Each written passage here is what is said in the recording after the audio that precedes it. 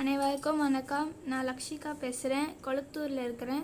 இன்றைக்கி எனக்கு school things வாங்கிறதுக்காக நான் எங்கள் டேடி கிட்டே கேட்டிருந்தேன். அப்போ தான் எங்கள் டேடி சொன்னார், ஏசிசி நெட் கிளப் மூலமாக ஒரு கடைக்கு போகலாம் அப்படின்னாரு.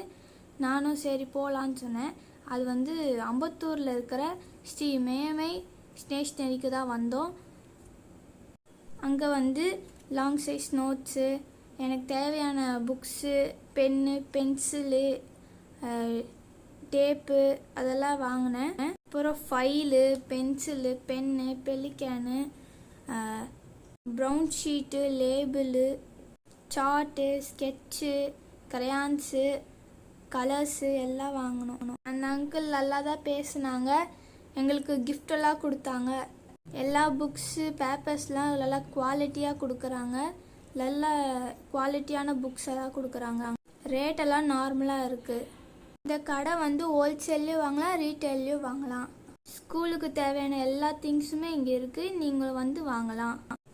அப்புறம் எங்கள் டேடி வாங்கினதுக்கப்புறம் எங்கள் டேடி ஆப் ஓப்பன் பண்ணார். இப்போ ACC net club app open பண்ணி ஸ்ரீ மேமை ஷாப்பை ஓப்பன் பண்ணாங்க. ஆப்பில் அந்த ஷாப்பை ஓப்பன் பண்ணிவிட்டு வியூ பட்டனை கிளிக் பண்ணாங்க.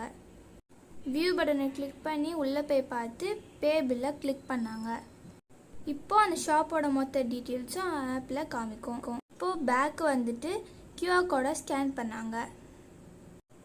இப்போது இந்த QR கோடை ஸ்கேன் பண்ணிகிட்ருக்காங்க.